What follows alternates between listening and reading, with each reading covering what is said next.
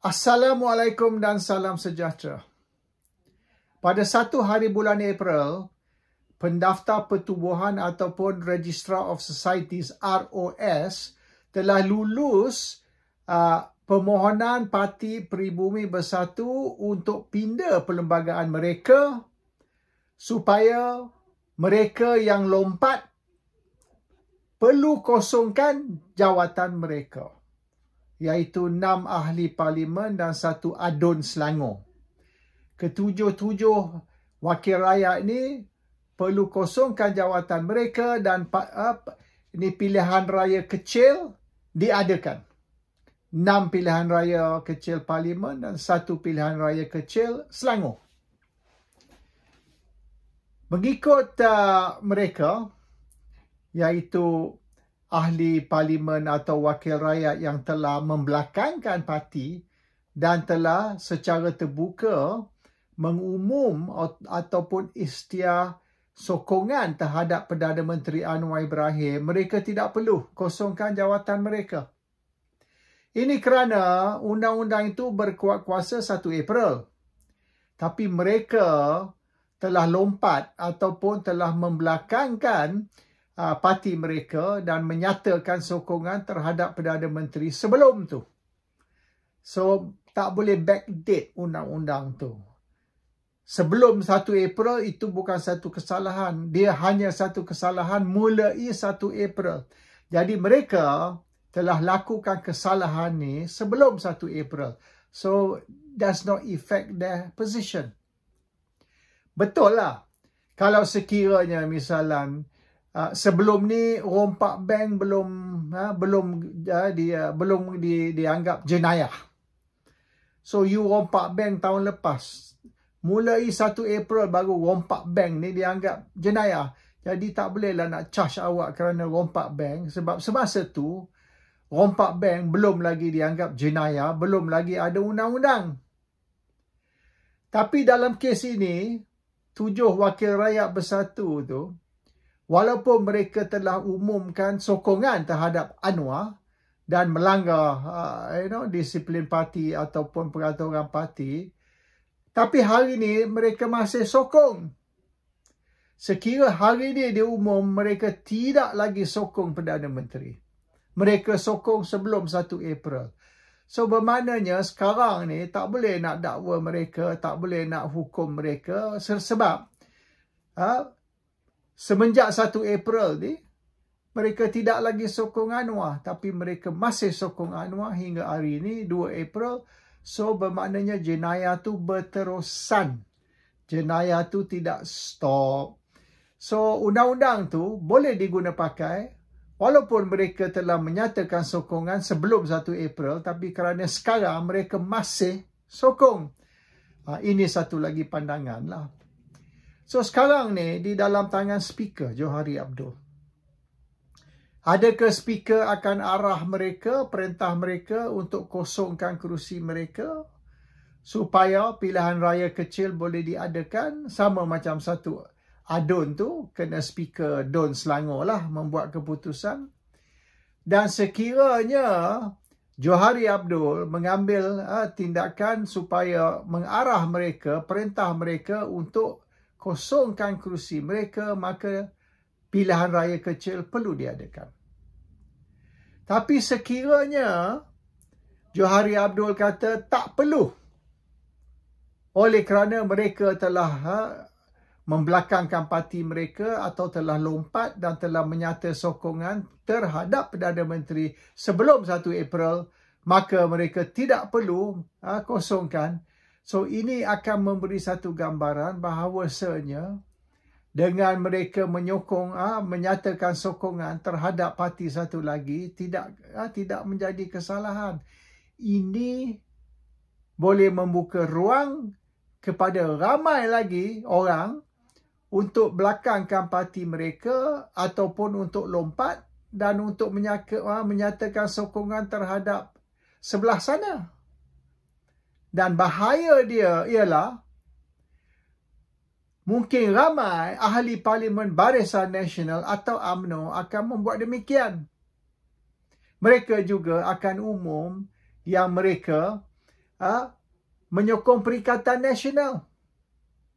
Mereka tarik sokongan terhadap kerajaan atau terhadap Perdana Menteri Anwar Ibrahim.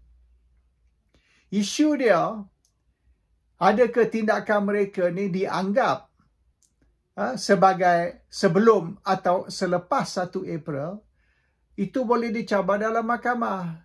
Sebab yang 6 orang ahli parlimen yang telah membelakangkan parti mereka masih sokong Anwar. Jadi sekiranya mereka tidak perlu kosongkan jawatan mereka selepas 1 April, iaitu hari ini 2 April, so bermaknanya ahli parlimen barisan atau UMNO boleh buat yang sama. Dan mungkin lagi ramai ahli parlimen kerajaan akan berpaling tada atau akan crossover kepada pembangkang atau Perikatan Nasional. So, Johari Abdul akan menghadapi satu risiko. Adakah you nak buka pintu, buka ruang untuk sekarang ni ramai lagi lompat, dan bahaya dia lebih ramai dari barisan atau dari pakatan akan lompat ke perikatan. That is one risk. Ataupun Johari Abdul nak tutup pintu tu. Bermaknanya korbankan 6 orang ahli parlimen bersatu ni supaya tidak akan berlaku lagi ahli parlimen baik kerajaan ke pembangkang lompat. Sebab kemungkinan lebih ramai ahli parlimen kerajaan akan lompat ke pembangkang. So the loss will be greater for the government. So ini satu keputusan yang Johari Abdul perlu fikir panjang. Mungkin dia kena terlebih dahulu bincang dengan Anwar. What are the pluses and minuses? Kalau kita cuba selamatkan 6 ahli parlimen bersatu dan kita halalkan tindakan mereka untuk lompat, maka ini juga mungkin akan membuka ruang, membuka pintu untuk lebih ramai dari 6 dari kerajaan lompat ke pembangkang. That is one thing. The other thing is, katalah mereka buat keputusan untuk 6 ahli parlimen Parti Peribumi Bersatu ni kosongkan kerusi mereka dan give way to PRK. Supaya PRK boleh diadakan selepas raya ni. Sometime selepas raya. Mungkinlah dia akan berlaku dalam bulan ujung Mei ke awal Jun ke, tak tahulah. Adakah kerajaan boleh menang kerusi tersebut? Sebab kerusi itu kerusi pembangkang. Asal dia kerusi pembangkang, kerusi Perikatan Nasional. Walaupun kita kata Parti Peribumi Bersatu, tapi mereka yang undi untuk 6 ahli parlimen bersatu ni, undi untuk mereka kerana mereka di dalam Perikatan Nasional. Maknanya kerusi itu bukan dimenang oleh Parti Peribumi Bersatu, tapi dimenang oleh pembangkang ataupun Perikatan Nasional. Is the opposition seat. So kerajaan sekarang ni, walaupun 6 ahli parlimen bersatu tu sudah menyata sokongan terhadap kerajaan, tapi kerusi itu masih kerusi pembangkang. Itu tidak ubah. So kerajaan sekarang, iaitu baik Pakatan Harapan atau Barisan Nasional, mereka perlu menang kerusi ataupun tarik kerusi itu dari pembangkang. To take the seat away. Kemaman baru ni membuktikan walaupun diorang paksa satu pilihan raya kecil diadakan di Kemaman, tapi kerana kerusi itu kerusi pembangkang, pembangkang menang balik. Kerajaan susah nak grab kerusi tersebut. So you're gonna end up macam di Kemaman, kerusi pembangkang tu kekal dengan pembangkang. Jadi sekiralah kerajaan ataupun Pakatan Harapan kontes 6 kerusi tersebut dan mereka kalah ataupun kalah 4 atau 5 dari 6 kerusi tersebut, ini akan jadi a big blow kepada imej kerajaan. Ini akan maknanya memberi gambaran atau persepsi yang kerajaan tu sudah tidak ada sokongan Anwar Ibrahim sudah tidak ada lagi sokongan dari rakyat. Sebab yang mengundi rakyat, bukan mengundi ni orang parti. After all, orang parti, kalau nak kata 6 kerusi parlimen tadi dimenang oleh Parti Pribumi Bersatu kerana ahli mereka. Ramai mana sangat ahli Parti Pribumi? Tak ramai. In fact, mereka menang sebahagian besar kerana penyokong PAS. Dan sikit sebanyak penyokong UMNO yang tidak senang dengan ini Presiden UMNO ataupun dengan persahabatan di antara UMNO dengan DAP.